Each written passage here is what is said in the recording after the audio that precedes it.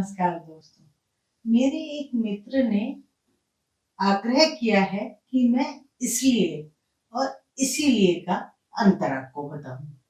असल में इसलिए और इसीलिए इतने एक जैसे हैं, इनका अर्थ भी लगभग एक जैसा है, तो इनके प्रयोग में थोड़ा सा फर्क है। मैं आपको बताती हूँ क्या फर्क है।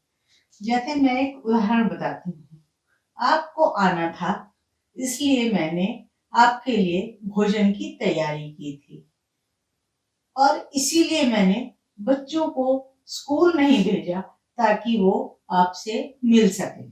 तो इसमें इसलिए भी आया और इसीलिए भी आया। तो आइए फर्क जाने कि इसलिए और इसीलिए कहाँ आया और क्यों आया। दरअसल इसीलिए हम वहां प्रयोग में लाते हैं न किसी विशेष कार्य के लिए विशेष रूप से हमने कोई कार्य किया हो। इसलिए का मतलब है दैट्स वाई, इस कारण, और इसीलिए का भी लगभग वही मतलब है।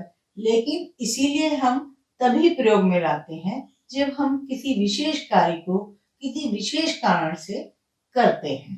अब मैं आपको दो उदाहरण और बताती हूँ। आपने कैक्टस में पानी डालने को मना किया था, इसीलिए मैंने कैक्टस में पानी नहीं डाला। तो यहाँ क्योंकि आपने कहा था इसीलिए मैंने नहीं डाला। इसलिए का प्रयोग देखना है तो देखिए, स्टूडेंट ने कहा कि मैं परीक्षा में अच्छे अंक लाना चाहता हूँ, इसलिए मैं खूब पढ़ाई कर रहा हूँ। मैं अपना भविष्य उज्जवल बनाना चाहता हूँ, इसलिए मैं दिन रात मेहनत कर रहा हूँ।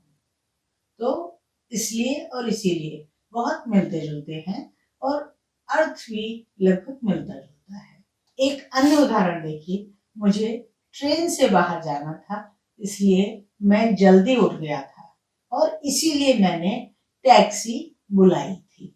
तो यहाँ कहीं ना कहीं इसलिए और इसीलिए का फर्क आपको समझ में आ गया होगा।